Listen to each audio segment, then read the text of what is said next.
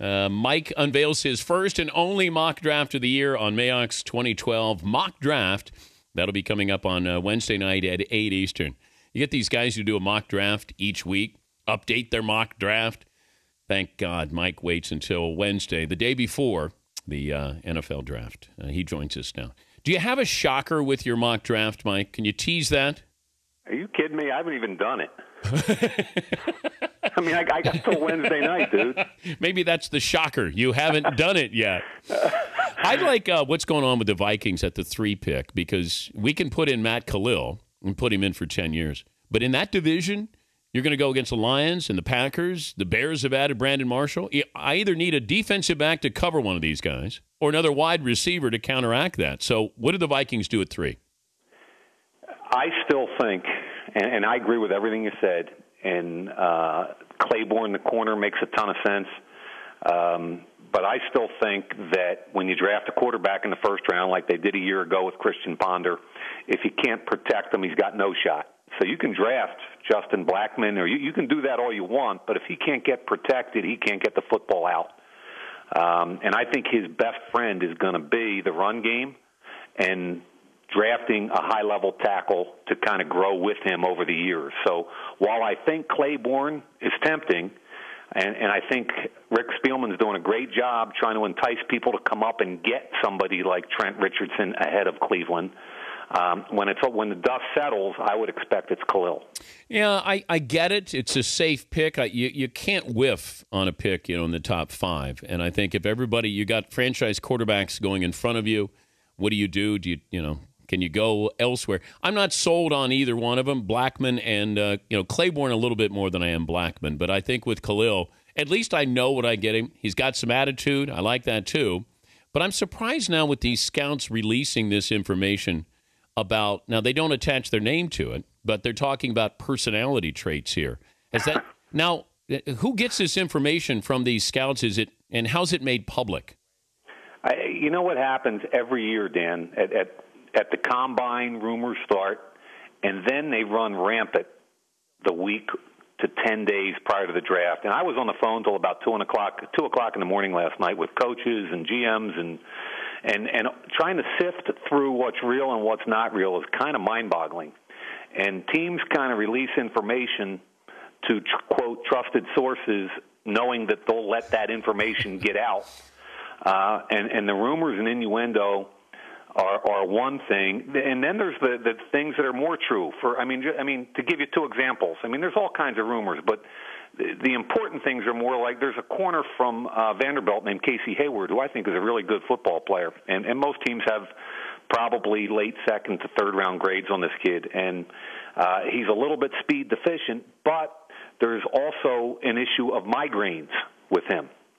So when you look at him and you kind of go, is it going to be Percy Harvin, where he can be incapacitated or a game or a critical series, and those kind of things start to come into play. And I look at them as the more legitimate rumors, because they're medical facts, or they're Bruce Irvin, a high-rising defensive end from West Virginia, has had a lot of trouble off the field, got arrested a couple weeks ago, but he and his agent did a nice job sending out letters to all 32 teams explaining what happened, and you can follow the paper trail, go back and figure out it really was not a major incident. So all this kind of stuff is swirling around, Dan, and I think the most important thing is to kind of get the cloud out of there of the stuff that doesn't matter and lock in on the stuff that does. Does it matter that Robert Griffin III, by one scout's account, is a selfish player who doesn't treat people well? You know what? And again, I was at his pro day, and I hate when all these rumors start. For instance, at his pro day at Baylor, all the players, the senior players, the draftable players, gather first for heights, weights, and bench press in the weight room. And most of the team was in there cheering them on. Griffin wasn't going to do any of that because he'd already done it at the combine, so he didn't show up until later, right before his throwing workout. And I heard people whispering at that point, he's selfish and he should have been in there cheering for his teammates, and why wasn't he there? So that's the kind of stuff that spawns these rumors. And at its base, I don't buy into it. You know, you can read all you want into it, but I think you got to evaluate the football player. I think if you're the Washington Redskins, you have to get comfortable with him, and obviously they gave away what they gave away, so they're very comfortable with the kid. And I think we make too much of this at the last minute. Who do you not have one question about? I think two of the safest players in this draft are Mark Barron from Alabama, the safety, and the linebacker from Boston College, Luke Kuechly. They're both really good football players with no off-the-field issues. Kuechly's had no injury. Those guys are going to come off the board in the first 15 picks, and I think you have concerns about everybody, Dan, but they're two of the cleanest players in any draft. He's Mike Mayock from the NFL Network. He'll have his first and only mock draft. It'll be revealed on Wednesday night on the NFL Network at 8 Eastern. He hasn't done it yet, but he's going to get around to it. Well, diminishing the running back and number of carries, what's that do with Trent Richardson in the first round? What, as far as having too much? No, where's he go? Well, no, because I just look at running backs, and I just don't know. Do you care about a running back? You can always get a good running back, but is Trent Richardson different than these other running backs? He is, and I do buy into the theory that you can get really good quality running backs in the third and sometimes fourth round, and their durability of their longevity of their careers are not real good, so you churn and burn them pretty quickly. So you shouldn't use a top 10 pick on a running back unless he's special. And if Cleveland's not going to take a quarterback at 4, then to me they absolutely have to take the tailback because of the division they're in. And people don't take Tannehill. You got it. Trent Richardson, I have a face for the franchise, and he plays right away, and I just lock him in there. He can catch, he can block, he can run. I just think it's a no-brainer there. But I know the Rams love Richardson, and Well, the thing is, there's all this kind of. There are significant wide receiver needs at the top end of the draft, too, so you keep hearing Blackman's name. And to be honest with you, I don't have Blackman rated as the same kind of football player as I have Richardson rated. I like Floyd.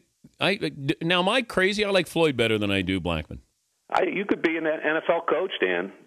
There's more and more coaches that if you take Floyd's off-the-field issues away and just compare the two players, more and more teams are saying, I like Michael Floyd better. But you can't take away the off the field. Yeah, Tannehill, the buzz has been pretty incredible. That makes me nervous, though. I don't know if it's going to be one of those Aaron Rodgers or Brady Quinn type moments where you're either going really high or you're going to start to creep down.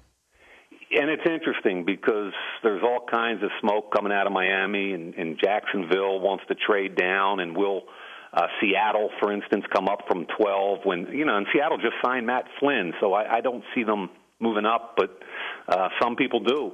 But here are the numbers, Dan. These are kind of interesting numbers. Real quickly, in the last 8 drafts, there's been 23 first-round quarterbacks.